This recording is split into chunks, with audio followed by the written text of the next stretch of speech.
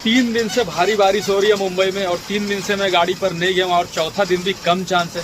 बारिश देख रहे हो आराम हो रही है, फुल टू फुल एकदम झमाझम बारिश। और मीरा भाईंदर वगैरह में पानी भर गया। मेन हाईवे वेस्टर्न हाईवे पर पूरी बाढ़ सी आ गई है, और मैं अपने शॉप पर बैठा हूँ।